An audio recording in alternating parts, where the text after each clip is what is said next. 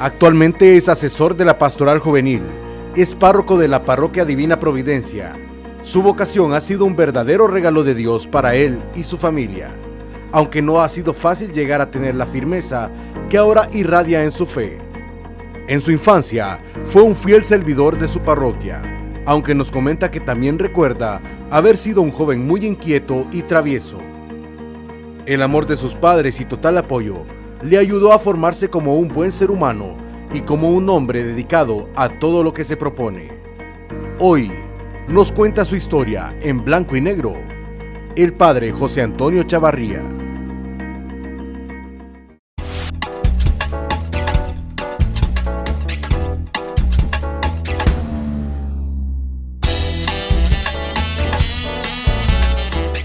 Suyapa Medios presenta En Blanco y Negro.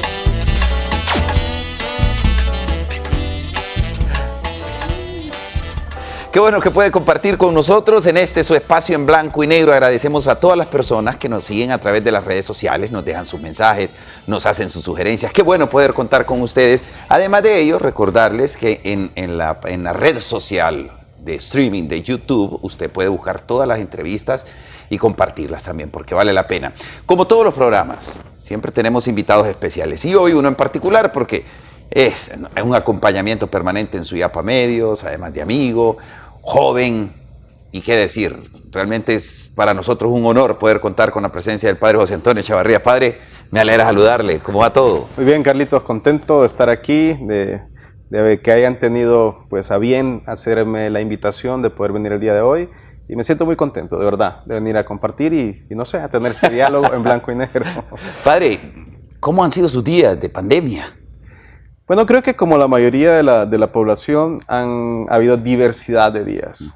Como cuando empezamos la pandemia, cuando vimos la necesidad del hambre, por ejemplo, en medio de nuestras comunidades, cuando un día decían una cosa y luego decían otra, entonces había confusión, cuando no íbamos ni a la esquina y entonces estábamos totalmente encerrados, cuando nos reíamos de algunos avisos en las cadenas extraños, como cuando la circulación de las placas de los automóviles, y cuando hicieron la primera reapertura, discernimiento, la segunda apertura, discernimiento, vivir de cerca el sufrimiento de la enfermedad, de feligreses, de amigos, la muerte también, incluso la enfermedad de familiares, que gracias a Dios mi familia nadie ha muerto aún por el COVID. Ojalá que no sea así, pero bueno, no sabemos, pero todavía no.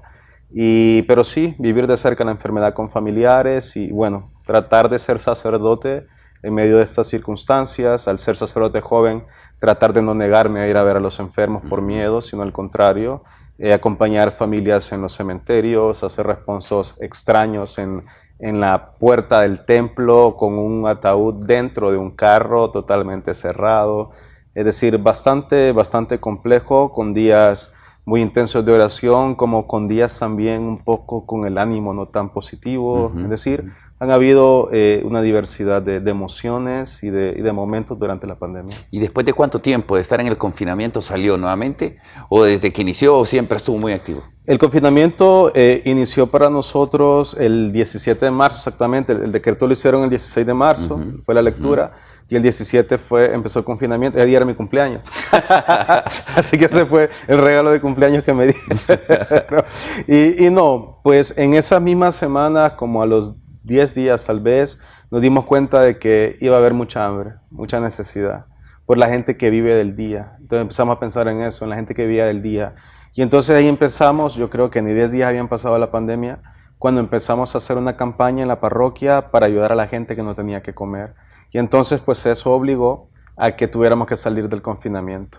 Entonces buscando permiso, con ayuda de los militares, para que todavía no estaba tan claro en ese momento el tema de los permisos para circular, lo que le llaman salvoconducto. El salvoconducto. No teníamos nada de eso, pero gracias a Dios, como teníamos contactos por el trabajo en la Basílica de Suyapa con el CONAPREM, pudimos hablar con ellos que nos ayudaran porque estábamos en compras y entrega de alimentos. Entonces al final realmente así totalmente confinamiento nunca he tenido, porque tuvimos que salir a comprar, a abastecer.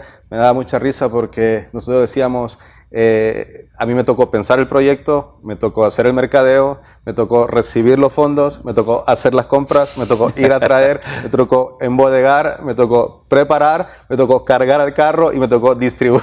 Es decir, fue completo. Todos los espacios de una fábrica, llamémoslo así, todo un proceso de producción. Entonces fue muy lindo, pero sí, entonces el confinamiento fue poco porque hemos tenido que estar en esta hora, además, que visitar enfermos. Tengo una comunidad de gente de la tercera edad y entonces muchos enfermos que no necesariamente de COVID, pero que ocupaban la unción de los enfermos, la reconciliación o algo porque se habían puesto mal. Además tenemos cerca el DIME y entonces ir al hospital DIME que sí había acceso, no como otros hospitales que costó el acceso. Entonces prácticamente que el confinamiento fue muy poco. Sí, mucho trabajo, pero eso es bueno, pues lo hemos visto también, nosotros lo hemos transmitido a través de Suyapa Medios, porque es importante mostrar también que dentro de las circunstancias difíciles la iglesia está presente. Sí, hay dos cosas ahí. En el ambiente a veces se dice mucho, no podemos hacer publicidad de la caridad, y eso es verdad, pero nosotros no hacemos publicidad. Nosotros le contamos a la gente buena nueva de lo que estamos haciendo, con dos objetivos. El primero es que la gente se dé cuenta de que los fondos que recibimos se utilizan correctamente. Y el segundo es motivar a otras personas, porque si nosotros no le enseñamos a la gente lo que estamos haciendo, la gente no se da cuenta. Y cada vez que hacíamos una nota, o a mí se me ocurría publicar algo en las redes sociales de la parroquia, las personales, o Suyapa Medios publicaba alguna de las cosas de las que estamos haciendo, era cuestión instantánea, donde la gente me estaba diciendo, padre, ¿dónde podemos hacer una transferencia? ¿Dónde podemos llevar nosotros víveres? ¿O qué tenemos que hacer? ¿Qué podemos hacer para apoyar el proyecto? Entonces, no se trata de que nosotros queremos hacer publicidad o querer dejar en mal y atentar contra la dignidad de las personas a quienes estamos ayudando, no, al contrario. El tema es que si se hace tanta también alarde de las cosas negativas, ¿por qué no vamos a anunciar nosotros las positivas que hacemos? No solo como iglesia, sino todas las personas, la sociedad hace cosas positivas. Y yo creo que en medio de tantas circunstancias difíciles que hemos vivido en la pandemia, en medio de tanta presencia diabólica, hay que decirlo así, también podemos ver mucha generosidad y mucho bien en el corazón de tantas personas que se han desprendido y se han volcado a la generosidad, a la solidaridad, al trabajo, a atender a los necesitados, a los enfermos, a quien sea. Es decir, cuando uno toca el corazón de las personas, toca la puerta y la gente confía en la institución que va a manejar los recursos y los fondos, uno puede ver un caudal de generosidad desbordado. Por tanto, es necesario también que la gente vea lo que se hace, insisto, para reafirmar que lo que ellos están dando, lo que están donando, se está utilizando de la manera correcta y también para que otros se motiven. Cuando uno mira, por ejemplo, cuando uno mira que los amigos fueron a un restaurante y la comida se mira tan buena en las fotos, uno quiere ir, ¿no es cierto? Además, los restaurantes publican las fotos de sus comidas para que uno vaya y quiera ir a comprar, ¿no es cierto? Pues bueno, del mismo modo nosotros tenemos que anunciar las obras buenas que hacemos, no para que, si nosotros sabemos que Dios verá las obras buenas y sabemos cuáles son las que también conoce que no son tan buenas. Es decir, Dios conoce los corazones, no es por eso, Dios ya lo ha visto, sino para suscitar la generosidad en otras personas. Y yo hoy puedo dar testimonio que cuando hacemos eso, la gente, insisto, es como una catarata de bendiciones porque la gente quiere ayudar y muchas veces no encuentra los canales para hacerlo. Y por eso es que es necesario compartir con los hermanos lo que se hace. Padre, ¿y después de cuánto tiempo volvió a ver a sus papás? Bueno, los primeros meses yo creo que estuvimos... Bueno, te voy a contar algo bien interesante. Yo tuve que ir a hacer una boda a Cancún. Me invitaron unos amigos porque yo estudié allá. La semana exactamente de cuando aparecieron los primeros dos casos, que fue el 11 de marzo, yo estaba en México haciendo una boda. Y yo regresé el sábado, que era 15, o 14 o 15, no recuerdo muy bien. Y ese fin de semana nos encontramos. Yo después dije, ¿qué hice? Porque hubo una reunión, fueron a misa, y luego de la misa partieron un pastel, y porque ya se acercaba mi cumpleaños, y al día siguiente cierran. y confinamiento, y uno empieza a investigar un poco más, se da cuenta cómo funciona el virus, y habían por lo menos unas 18 personas de mi familia. Yo, Dios santo, ¿qué hice? ¿Qué hice? Pero fueron 15 días así como entonces, bueno, yo me quedé con la idea, no, tenemos que cuidar a nuestra familia, y estuve sin ir, yo creo que un aproximado de unos 4 meses, 3 o 4 meses, en que quizás alguna vez fui a la puerta porque ocupaban algún mandado, y como yo salía, les llevaba alguna cosa o algo así, pero que yo compartiera con ellos quizás después de 4 meses, y un poco más por la insistencia de mi mamá, que siempre me decía, quédate, entra un ratito, tomate un café, nos sentamos en distancia, pero quédate un rato, más fue por eso. Qué difícil. Sí. Padre, ¿usted es de Tegucigalpa? Yo soy nacido en Tegucigalpa, sí. ¿Qué barrio? ¿Qué colonia? Cuando yo nací, mis papás compraron una casa en lo que es la residencial Los Girasoles, cerca de la colonia 21 de octubre, que corresponde a la parroquia Cristo Rey y Santa Cruz. Sí. ¿Cómo fue su infancia, padre? Yo creo que una infancia muy linda, muy bendecida. Mis papás fueron poco a poco tratando de darnos lo mejor. Me inscribieron en el Instituto Salesiano San Miguel, ahí viví mi escuela. Y antes de la escuela, cuando hicimos la preparatoria en el Liceo Español. Y fue muy lindo, tenía muchos amigos, vecinos, y creo que era inquieto, bastante inquieto. Pero a la par de la inquietud, buenas calificaciones, siempre cuadro de honor, siempre cuadro de honor. Siempre destacó en los estudios. Sí, bueno, gracias a Dios, sí. Y entonces, una infancia yo creería muy bendecida con la presencia de mis padres, la bendición de que mi abuela se fue a vivir a casa de mis papás, porque ambos tenían que trabajar. Y ¿fue la materna o paterna? Materna.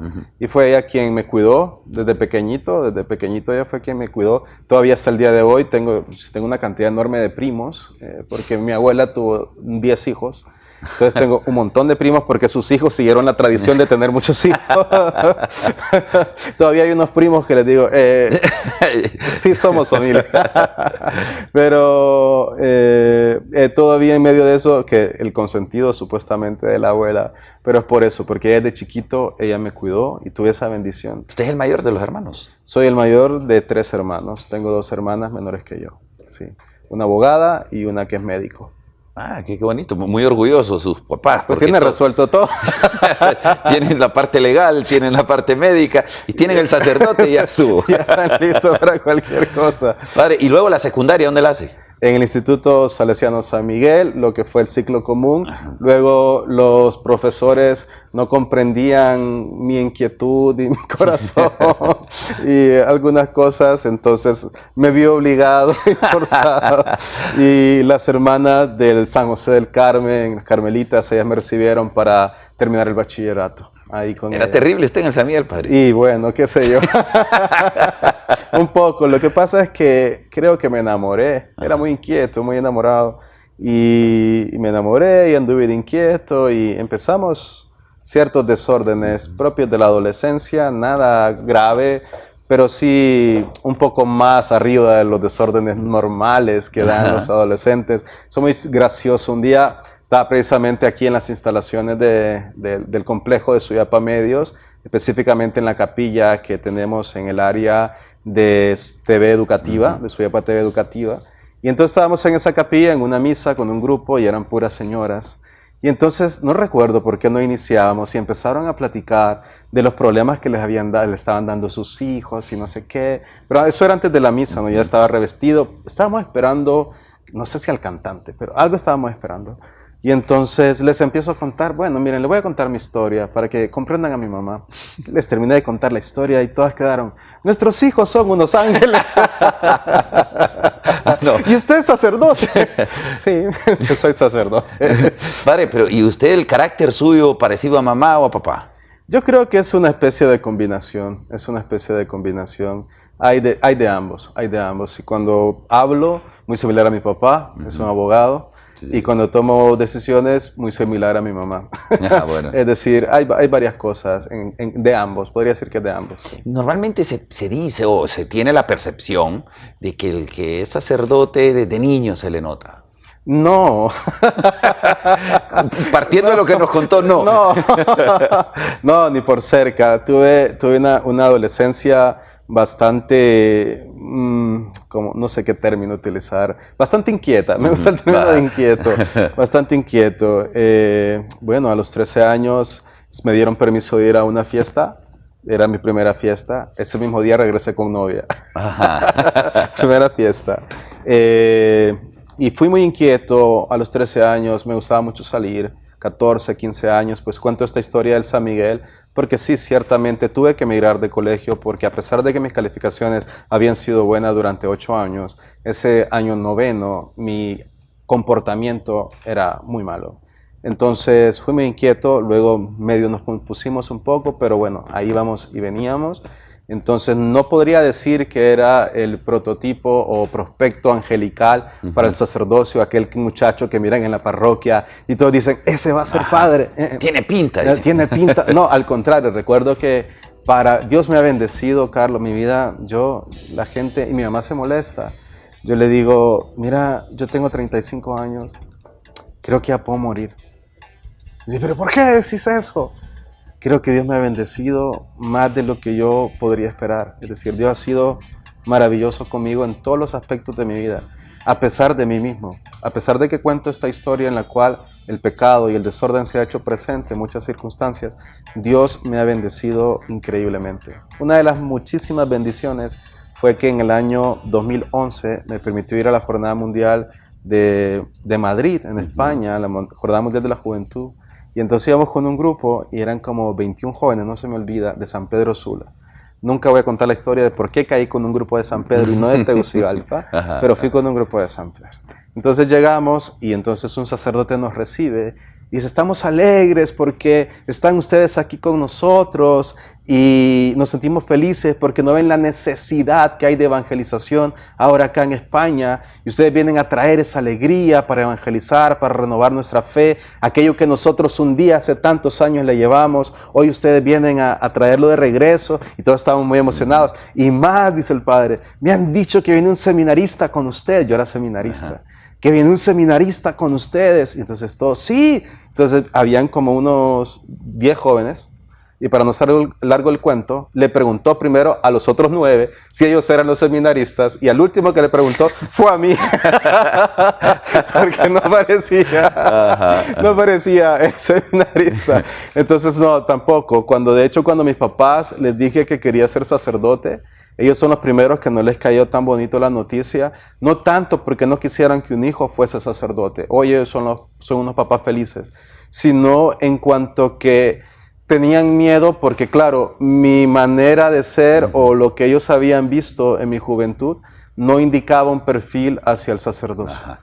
Bueno, vamos a seguir hablando de ello porque es interesante. Seguramente muchos papás en este momento están viendo esta entrevista, muchos jóvenes también, porque hay que decirlo, el padre es el coordinador de la Pastoral Juvenil Arquidiocesana y vamos a estar hablando de eso. Padre, ¿le parece después de la pausa? Me parece. Vamos a la pausa comercial. Por favor, no toque su televisor. Esto es En Blanco y Negro. Ya volvemos.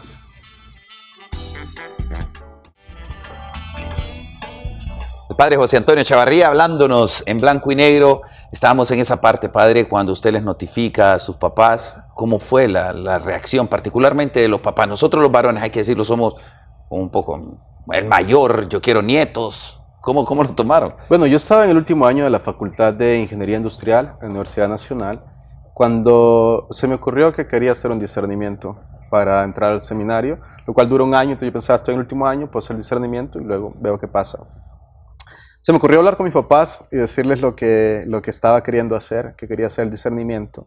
Y obviamente no les gustó. Dijeron que estaba loco, que era un impulso, porque hay que decirlo, en medio de que era un joven muy inquieto, el Señor buscó la manera yo siempre digo esto, el Señor se encargó de llevarme hacia Él. Yo ni siquiera puedo decir que yo busqué al Señor. Y es una de las cosas que a mí me hacen sentir más agradecido con Dios. No soy yo quien lo busqué. Él se encargó de llevarme hacia Él. Podríamos hablar y contar 6 programas de cómo yo puedo decir que el Señor se encargó de buscarme. Porque yo ya era un joven que estaba comprometiéndose en la pastoral juvenil. Y de hecho empecé a ir a un grupo juvenil porque me gustaba una de las muchachas. Entonces por eso empecé a ir. Entonces todo aquello, a pesar de que estaba ahí, mi vida tampoco era tan ordenada, a pesar de eso, y que iba asumiendo compromisos, que yo fui el primer monaguillo de la parroquia. fruto de la muerte de mi bisabuela. Empezó un novenario, yo miré que no había nadie dándole al padre y le pregunté y me dijo, es que no hay, padre Rigoberto Velázquez, no hay, ¿te gustaría hacer? Le dije, sí. Y entonces solo había un sacristán ya mayor, don José, que supongo goza de la gloria de Dios. Él me enseñó, a punta de regaño, pero me enseñó. Y ahí yo fui el primer monaguillo. Entonces, en medio de eso sí había una realidad que yo estaba comprometido en la iglesia, pero mis papás también conocían que no era muy ordenado con las cosas de mi vida. Y a ellos les sonó mi proyecto como fracaso, como fracaso. Y por eso ellos tuvieron mucho miedo, Luego que mi papá fue el único varón, yo soy el único varón, entonces, claro, eso aplicaba algo en la familia, ¿no? Y también el deseo de los papás de, digamos, yo digo de lo común, de lo ordinario, que es tener nietos, ver que sus hijos se casen y todo lo demás, es lo más común. A cualquiera le suena extraño que su hijo quiera ser sacerdote, más con el comportamiento que yo venía presentando. Entonces sí, en ese momento se molestaron mucho, tuvimos un año muy tenso, a tal grado que cuando decidí entrar al seminario, la tensión continuó cuando yo me fui a México, porque después del discernimiento tomaron la decisión de mandarme a México a empezar la formación sacerdotal allá, y todavía la tensión no era muy buena. Ellos dicen, ellos mismos cuentan, que ellos se volvieron o entendieron que Dios estaba haciendo la obra cuando fueron a México, porque fueron, gracias a Dios, a visitarme 2 veces. Yo digo que Dios ha sido muy bueno conmigo. Cuando yo estuve allá, ellos fueron 2 veces. Y la primera vez que fueron, dicen que ellos notaron una felicidad que nunca habían visto en mi vida. Entonces, que eso les hizo comprender que sí era el proyecto de Dios. Pero eso pasó un poco más de un año. Casi 2 años. Casi 2 años. Sí. Y ahora la relación evidentemente es totalmente contraria. No, formidable, ellos van a misa, ellos dicen que ellos no tienen parroquia, que ellos tienen párroco. ¡Qué privilegio! Entonces que ellos van donde yo esté. Claro, es la posibilidad de la ciudad. Yo les digo, el día que me manden a un pueblo, les aseguro que no van a ir. Padre, pero en ese proceso, siendo un joven, empezando la formación, ¿hubo algún momento de decir, ya no quiero? Bueno, yo creo que no solo empezando la formación, hubieron muchos momentos. Incluso cuando yo estuve en México aproximadamente 2 años y medio, casi los 3 años. Por circunstancias me tocó regresar, circunstancias complejas. Y llegué a Honduras un 14 de julio, no se me olvida, y había unas circunstancias familiares muy duras, tan duras que yo dije, no voy a entrar al seminario. No voy a entrar aquí, a Honduras. Yo venía de allá, de México, me voy a quedar aquí. Pero en eso el padre Carlos Rubio, que estaba de promotor vocacional y de enlace del seminario, me dijo, tenemos que ir mañana al seminario. Y yo, ¿qué? Bueno, vamos a ver. Fui y me dice, vamos. Y entonces, ¿te vas a quedar hoy aquí? ¿Qué? Sí, ya está el seminario, tienes que quedarte. Pero no traje nada. Dile a tu mamá que yo voy a pasar a tu casa, a traerte una maleta y te la traigo. ¿Pero qué? Bueno, y así fue como... Y todos esos meses fueron muy duros. En primer lugar, por el cambio, la transición de un seminario a otro fue bastante compleja en lo personal, y luego por la situación familiar que se estaba viviendo. Sin embargo, Dios nunca se queda con nada, y después de algunos meses, en los ejercicios espirituales de ese año, que fueron en octubre, nunca se me olvida, el 11 de octubre, yo comprendí por qué las cosas pasaron así. Y fue muy bello, porque cuando uno se deja llevar por el plan y el proyecto de Dios, en un momento lo entiende y se da cuenta que Dios no se queda con nada y que el plan de Dios es perfecto para la vida de cada uno. Tu abuela, hablaba muy bien de su abuela, ¿le dio ordenado, no? Bueno, tengo mis 2 abuelas vivas. Ah, sí, sí. Ah, qué bueno, qué mis bueno. 2 abuelas están vivas, sí, las 2 están. Sí, que usted está joven, padre. Sí, 35 años. Sí. Ya quisiera yo tener esa edad. El pelo no lo parece, pero bueno, estamos de esa edad, sí. Y muy orgullosa, la abuela que le tocó criarlo, padre. Sí, claro, mi abuela que me tocó criarme, muy feliz, muy contenta, la que estuve ahí. Igual la otra, mi otra abuela, la mamá de mi papá, es miembro del Camino Neocatecumenal, de la primera comunidad del Huarque, es decir, es de las primeras comunidades que se fundaron. Creo que hay 2 comunidades más, la de la 15 de septiembre y la de, Nuestra Señora, ¿cómo se llama? Por el bosque. Lourdes, Nuestra Señora de Lourdes. Entonces, estas son las primeras 3 comunidades y ella es miembro del Huarque, catequista, 2 veces en Tierra Santa, una mujer santa. Definitivamente. Y ella muy feliz, las 2 muy felices y orgullosas de su nieto sacerdote, sí. Qué bonito. Padre, y ¿Ya se acuerda su fecha de ordenación diaconal, por ejemplo? 9 de julio del 2016. La tiene fresquito. Claro. ¿Y presbiteral? 3 de diciembre de 2016. En su parroquia, en Cristo Rey. No. La diaconal fue en Cristo Rey, es así. Pero la presbiteral fue en la Basílica, donde yo ya estaba viviendo ese año. ¿E inmediatamente lo nombran vicario de la Basílica de Suyapa? Sí, yo en el cuarto año de la formación de teología, lo que sería el 8º año de formación, ese año yo no lo hice interno. Yo viví una experiencia que el señor cardenal quería, y entonces tuve la experiencia de vivir en la Basílica siendo estudiante todavía el último año. Entonces yo iba y venía todos los días al seminario. Entonces, terminando el primer semestre de ese año de cuarto de teología, fui ordenado diácono. Ya hice el último semestre de formación como diácono. Y terminamos las clases prácticamente, como hagamos de cuenta, el 25 de noviembre, una cosa así. Y el 3 de diciembre fui ordenado presbítero y ahí inmediatamente nombrado vicario de la Basílica de Nuestra Señora de Suyapa. Sí.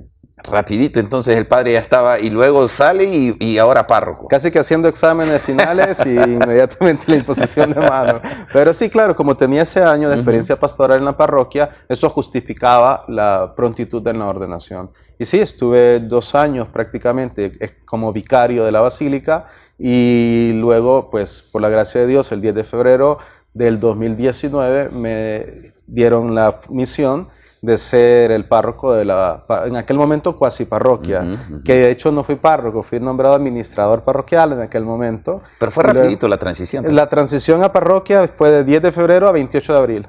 Sí. 28 de abril ya estaba creándose la parroquia Divina Providencia y yo había sido ya por decreto el primer párroco de la parroquia Divina Providencia. Imagina, el primer monaguillo, sí, el primer miembro de la familia también en ser sacerdote, ¿o tiene otro? No, el primero también. Imagínese, sí, también también párroco. No, definitivamente Dios escribe bueno. renglones torcidos. Totalmente, en los más torcidos, todos curvos. Padre, bueno, hablar de las vocaciones, padre. ¿Cómo están las vocaciones en la arquidiócesis? Bueno, actualmente la arquidiócesis está atravesando un momento, pues, no muy fuerte a nivel vocacional. No muy fuerte, hay que decirlo con toda honestidad. De hecho, este año ni siquiera tenemos estudiantes en el último año de formación. Vale la pena decir que este año se me nombró miembro del equipo también de la pastoral vocacional de la arquidiócesis, junto con el padre Jonathan Funes y el padre Juan Antonio Hernández. Somos un equipo en el cual estamos tratando de trabajar en la pastoral vocacional. Y es un trabajo muy complejo, muy complejo, muy complejo. Podría ser muy sencillo, pero es complejo, porque los jóvenes están distraídos en muchas cosas. Vivimos en un mundo que todo lo que implica ser sacerdote les resulta no muy apetecible. Por ejemplo, el tema de la pobreza, el tema de no poseer nada, el tema de vivir. Pues el día podemos estar en la parroquia, cualquiera podría decir una parroquia económicamente bien, pero mañana podemos estar en una parroquia que sufra más dificultades. El tema del celibato, el tema de las pasiones, el tema de hacer lo que yo quiero y no lo que me mandan, es lo que hay en nuestro mundo. Entonces eso es bastante complejo y poder motivar a los jóvenes a una opción vocacional con la radicalidad que implica el sacerdocio no es fácil. Sí. No es fácil porque tienen mucho bombardeo y no quieren renuncias, no quieren sacrificios, no creen en valores permanentes, todo está relativizado. Es decir, es bastante complejo hacer una pastoral vocacional. Eso no significa que no podamos hacerlo, eso no significa porque las vocaciones están ahí.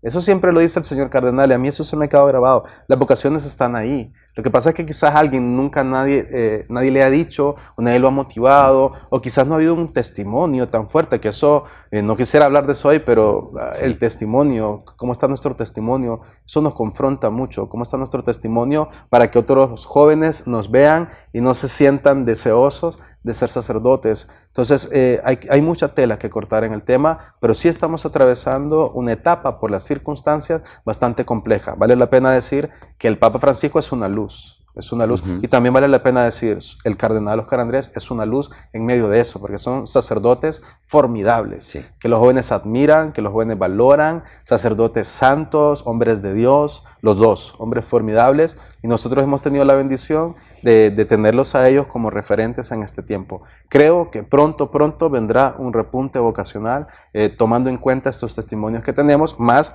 que acaba de pasar recién la beatificación de este joven, Carlos Acutis, lo cual también motivará a muchos jóvenes a consagrar su vida a Dios. Definitivamente, y además de que todo este tiempo de pandemia a todos, e incluso estoy seguro que hasta los mismos jóvenes los ha hecho pensar, recapacitar y valorar, sobre todo, padre, por el respeto a la vida, que hoy día parece cliché.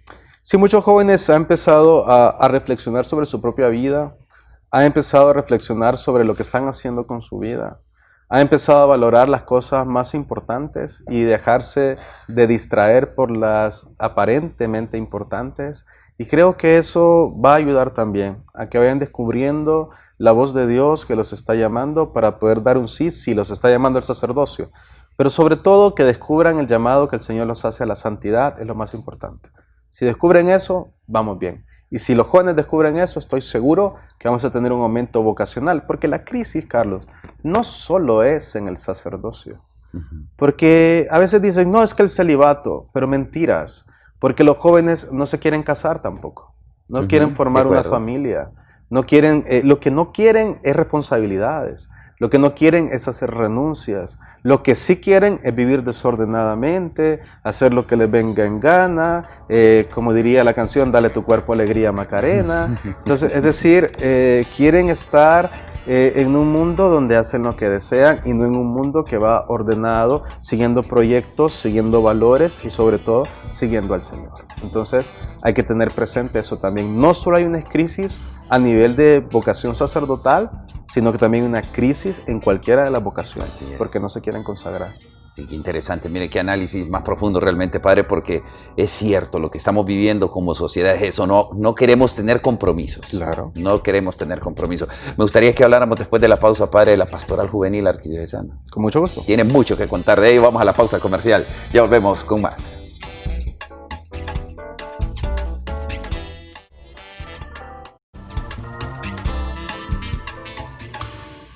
Seguimos en esta conversación con el padre, hablando, padre, se me viene la pastoral juvenil. Usted llegó, según nos contaba, la pastoral juvenil, pues motivado porque había al grupo juvenil, porque había una muchacha que le gustaba y demás. Pero bueno, hoy día, los caminos de Dios, hoy día usted es el asesor de la pastoral juvenil. Bastante trabajo, padre, y es un reto bastante fuerte realmente. Bueno, todos los trabajos pastorales son un reto. Sin embargo, el de la juventud es bastante alto y es bastante lindo, pero bastante complejo también, porque a veces no se quiere invertir. En los jóvenes hay que invertir.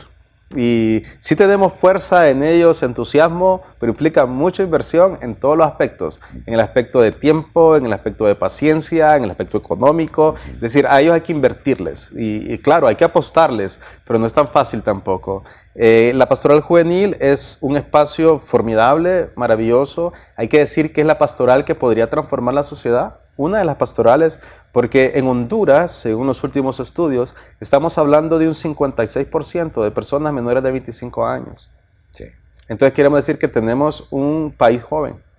Y si logramos llegar al corazón de todos esos jóvenes, podemos transformar la sociedad. Sin embargo, tiene que ser un trabajo en el cual todos creamos, que tenemos que invertir en ellos. No se trata nada más que del asesor diocesano quiere trabajar con los jóvenes, no. Es que toda la iglesia debe comprender que es la sección más grande que tenemos en el país y que hay que acompañarla y que hay que trabajar con ellos y que hay que orientarlos y que esa energía que tienen, esas ganas, ese entusiasmo, hay que redireccionarlo. Es decir, es complejo, pero es una misión muy linda y que en lo personal me da mucha esperanza. ¿Qué diferencia encuentra cuando usted era miembro de la pastoral juvenil y ahora que le toca asesorarlo? Bueno, los jóvenes no querían que los asesores hicieran TikTok, ahora quieren eso. No, bueno, en general los jóvenes siguen viviendo las circunstancias de su época, Sí siento que ahora están un poco más distraídos por las emociones momentáneas y por las distracciones virtuales. Hay una distracción mucho más alta en ese sentido. Hoy es complejo porque, por ejemplo, te pongo un ejemplo. Hacia el otro día había un partido de la liga y estábamos en la misa, a la hora del partido de la misa. a la hora del partido. Y era la misa. Terminando la misa, salieron unos que saben que yo le voy a un equipo. Entonces les digo, ¿y cómo habrá quedado el partido? ¿Tanto, padre? Y estaba en misa. Estabas en misa. Y entonces se puso colorado porque dice, claro, en misa estaba con el teléfono. Entonces, es decir, es complejo esta adicción y este apego que tenemos hacia ese mundo ahora en los jóvenes. Pero aún es más complejo porque yo te pongo el ejemplo. Antes de la pandemia, nosotros veníamos queriendo, puchica, trabajar. Hicimos el año pasado el tercer Congreso Arquidiocesano de la Pastoral Juvenil. Queríamos lanzar un quinquenio de la juventud, 5 años, para organizar y estructurar y dejar un programa, un proceso de pastoral, dejar documentos, materiales. Estamos organizándonos en eso. Nos cayó la pandemia. Bueno, nos sentimos un poco desmotivados, pero hay que salir adelante. El cardenal me dice, tenemos que hacer algo en el mundo virtual. Y empezamos a programar cosas virtuales, pero tampoco. Parece mentira. Ellos están en el mundo virtual, pero tampoco quieren consumir lo que nosotros le ofrecemos en el mundo virtual. Quieren seguir consumiendo otras cosas. Y lo peor, Carlos, y lo que a mí me da más tristeza de todo esto, y no sé si lo puedo decir, pero si no lo puedo decir, lo editan, por favor. Es decir, que nuestros jóvenes consumen basura en las redes sociales. Basura. O sea, yo no me explico cómo una persona que lo que hace es payasadas, ridiculeces, es la que tiene más seguidores en una red social. En cambio, cuando abrimos espacios para los valores, para el reino, para aprendizajes gratuitos, es menor, es supremamente menor la cantidad de personas. Eso no quiero decir que no haya. Hay una cantidad de jóvenes considerable que quieren estar ahí y hemos hecho varias cosas y han funcionado de maravilla. Incluso en los medios hemos estado. Hicimos la jornada juvenil de Ramos virtual. Recién estuvo el encuentro regional de Pastoral Juvenil, la región Centroamérica y México. De hecho. Hemos hecho concursos. Yo mismo me he puesto a hacer esas cosas para motivar a los jóvenes. Sin embargo, tienen mucha más fuerza otras cosas. Y los jóvenes consumen mucho más otras cosas que en efecto son basura. Son basura que no son más que entretenimiento y no les dejan absolutamente nada, de nada, de nada. Y lo peor es que los jóvenes han perdido el sentido de la verdad, porque en las redes sociales aparece lo que sea y ellos hoy no lo confrontan. Ellos no entienden de confrontar la verdad. Lo que aparece ahí es verdadero, porque está en una red social, o porque está en una captura de imagen, o porque lo dijo tal persona, sin la investigación, sin saber si es verdadero. Entonces han perdido el sentido de lo verdadero, han relativizado las cosas. Llevan 2 veces que me confundo con la misma palabra. Dios no quiere que la diga. O el demonio me está trabando la lengua, pero el Señor me la suelta. y entonces es un tema más complejo que en aquel momento. No quiero decir que en aquel momento era más fácil trabajar con los jóvenes, siempre fue difícil. Siempre fue difícil. Por la naturaleza. Por la naturaleza, porque hay que saber llegar, tiene su propia metodología, tiene su propio lenguaje. Pero también nosotros corremos el riesgo. Por ejemplo, a mí me cayó el debate en un momento. Estábamos precisamente haciendo unos encuentros a nivel del Departamento Nacional de Pastoral Juvenil y hacíamos encuentros virtuales. No recuerdo en qué mes lo hicimos, pero se hizo.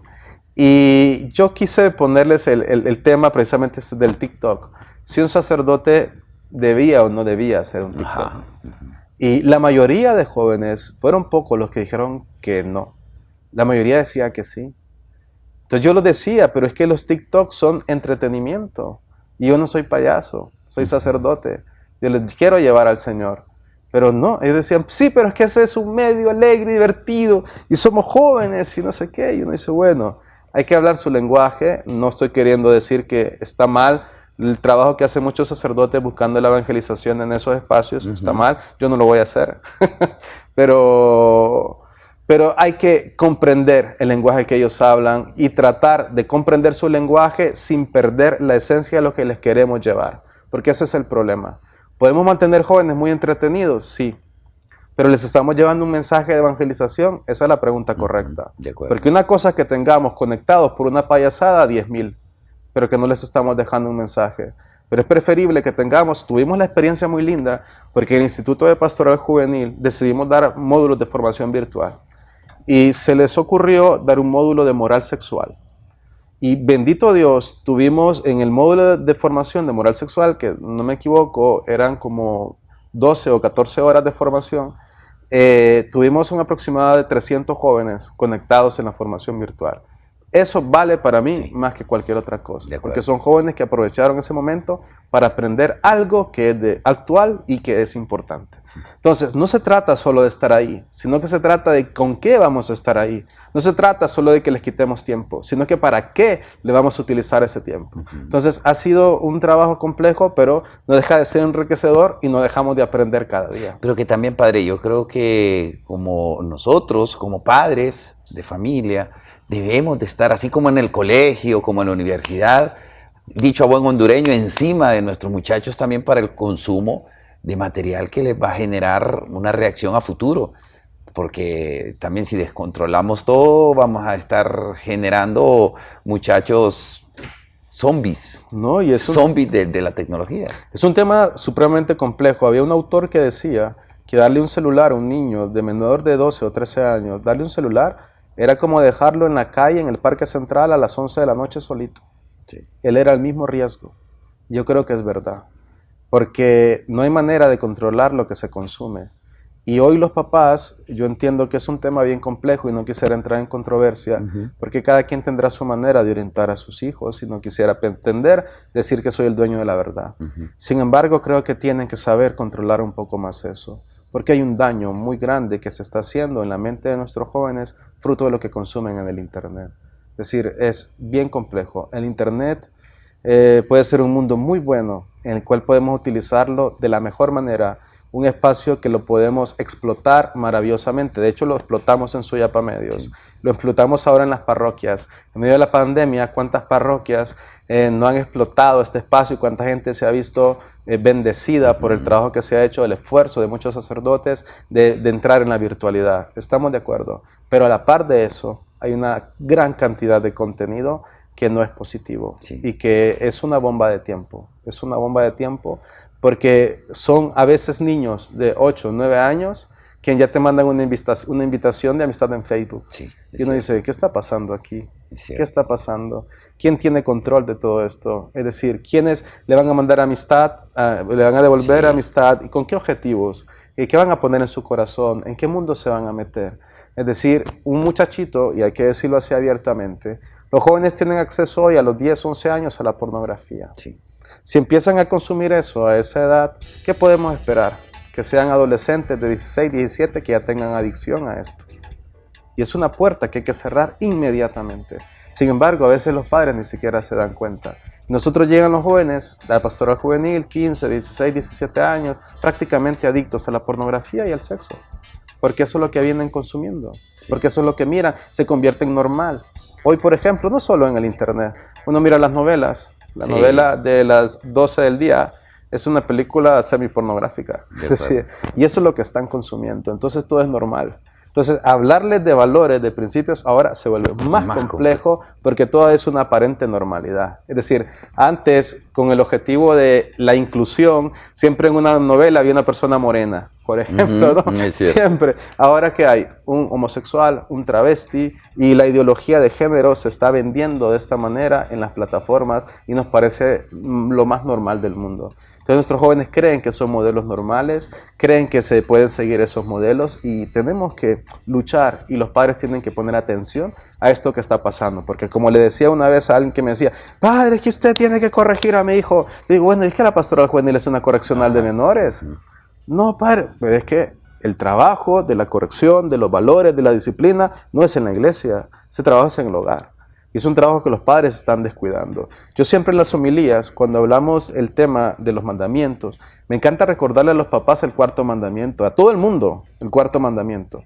Porque el cuarto mandamiento de honrar a padre y madre parece que lo borraron de los 10 mandamientos. Y hoy los jóvenes se sienten con el derecho de responder, de ser malcriados, de que los padres... Antes nosotros entendíamos, y yo sé que no soy tan grande, pero antes entendíamos con una mirada. Con una mirada, ¿no, Carlos? Uno lo quedaban viendo y uno ya sabía que significaba, quítate, estate quieto porque si no te toca.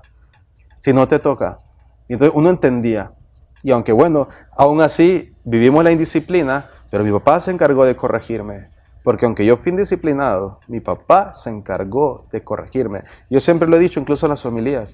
Yo le agradezco a mi papá las 3 correcciones físicas que me hizo en su momento y las múltiples que me hizo verbales, que fueron muchísimas. Primero 3 físicas que no usen para más, que fueron suficientes, pero que creo que eran necesarias. Claro. Es decir, y hoy no estoy queriendo llamar a los padres que tengan actos físicos fuertes, no quiero llamar a eso, pero sí a la corrección. Es necesario corregir y estar pendiente de lo que consumen nuestros hijos, nuestros jóvenes, porque al final están consumiendo mucha basura. Así es. Bueno, vamos a ir a la pausa, padre, porque volvemos al último segmento y me gustaría que tocáramos un tema que normalmente creen que los sacerdotes solo están para estar en la iglesia, estar confesando, estar bautizando, casando, pero los sacerdotes pueden opinar también, particularmente en el tema de la política. Perfecto. ¿Les parece? Vamos a la pausa comercial y ya volvemos.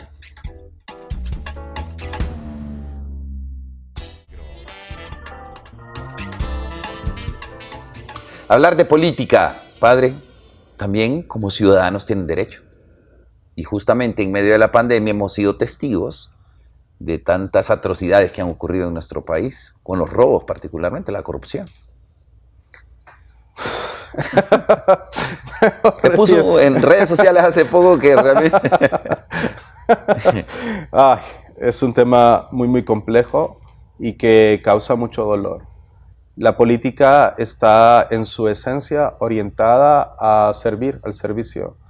Y tristemente, actualmente, y voy a hablar de nuestro contexto, está orientada al lucro personal, hacia eso. Aprovecharse de los servicios públicos para un lucro personal y familiar. Incluso son negocios familiares. Entonces, en medio de un país que es uno de los más pobres de América Latina, probablemente uno de los más pobres del mundo, en medio de un país con una tasa de analfabetismo tan alta, en medio de un país con tanta inseguridad social, las personas no tienen jubilación, por ejemplo, el acceso a la vivienda es casi una atrocidad pensar en eso, un sistema sanitario que ha quedado probado en la pandemia, que es uno de los peores del mundo. Uno mira las estadísticas de camas de UCI per cápita y uno se queda asustado de lo que hay en Honduras en comparación con lo que hay en otros países. Es decir, la corrupción es el flagelo más grande que hay actualmente en nuestro país y lo más triste es que es un pecado estructural. Es decir, la estructura de nuestro país está hecha para que exista, la hicieron y la han armado y la blindan para que exista la corrupción. ¿Qué hacer, padre, para evitar la corrupción? Esa es la pregunta del $1.000.000. Es decir, lo que diré actualmente lo diré a título personal. A título personal como ciudadano, como José Antonio Chavarría, hondureño, con número de identidad 0801-1985-05892. A título personal, mi manera de ver las cosas. Estas circunstancias solo pueden cambiar a mi criterio haciendo un cambio estructural. Es decir, es inaceptable.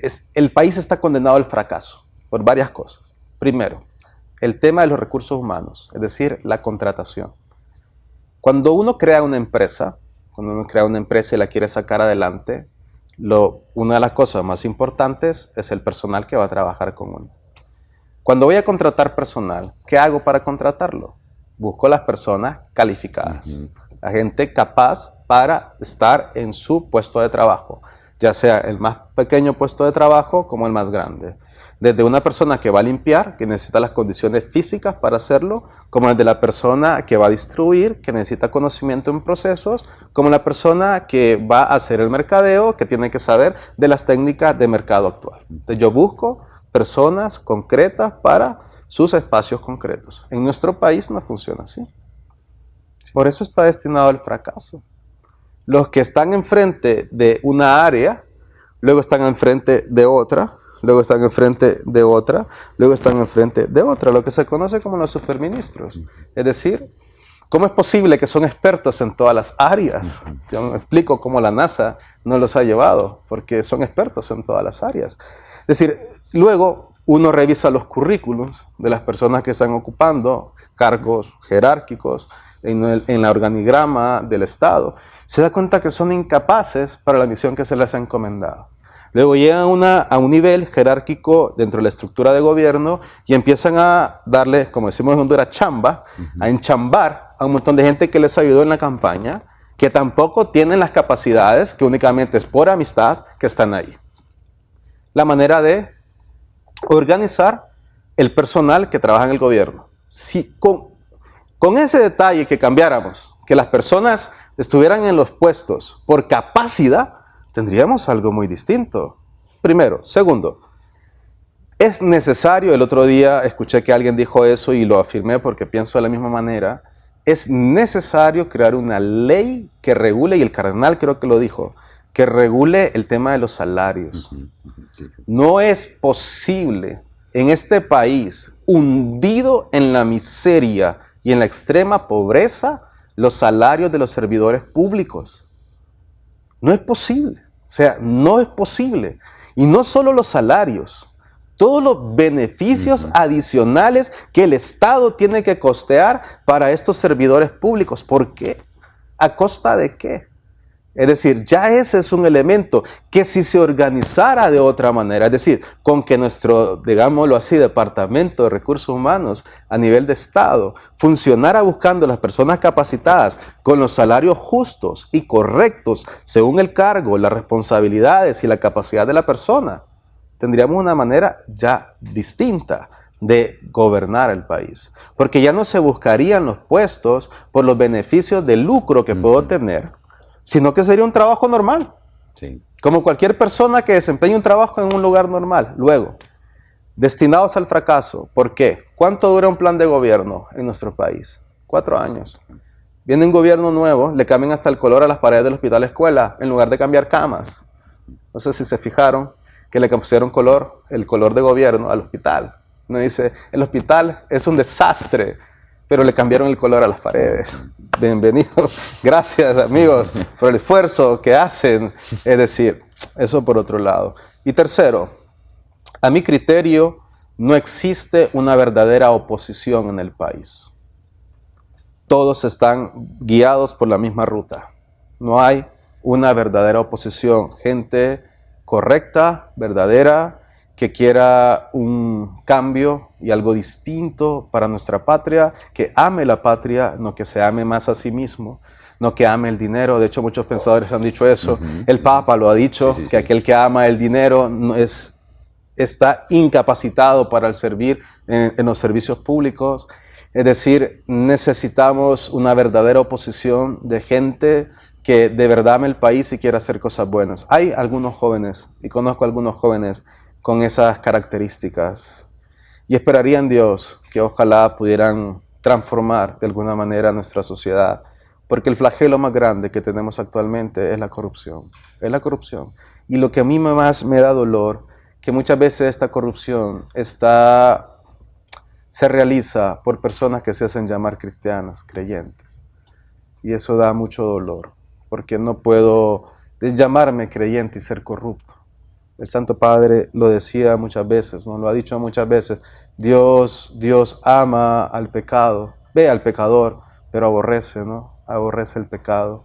Y hay una frase que utilizó también de la corrupción, ¿no? Es decir, que no podemos permitirnos nosotros ser corruptos en medio de estas circunstancias, en un pueblo que sufre tanto. Yo creía, Carlos, le tengo que decir con profunda tristeza, que en medio de este dolor, de este sufrimiento que está viviendo el país, iba a tocar el corazón de algunas personas. Al contrario, se ha endurecido muchísimo más, por lo cual pienso de que es difícil que haya un cambio a menos que aparezcan personas concretas que quieran cambiar, no solo con buenas intenciones, hay que cambiar las estructuras. Si las estructuras siguen siendo las mismas, esa estructura de corrupción montada que existe no va a cambiar. Va a llegar personas con buenas intenciones, pero la estructura tan grande que existe la va a devorar. Hay que destruir las estructuras de corrupción que ya están instaladas. Eso lo decía San Juan Pablo II.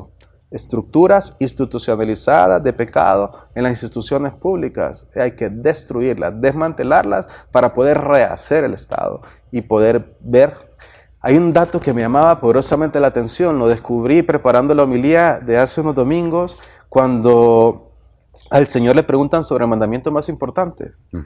¿Sabías que Honduras es uno de los países que tiene más leyes en el mundo? Es uno de los países con más leyes en el mundo, pero no se respetan. Ni siquiera la Constitución de la República. ¿Qué podemos esperar? ¿Hacia dónde podemos ir? Pero claro, nadie dice nada, es decir, y los que decimos somos pocos. Justamente eso, ¿sus comentarios no le han acarreado problemas alguna vez, padre?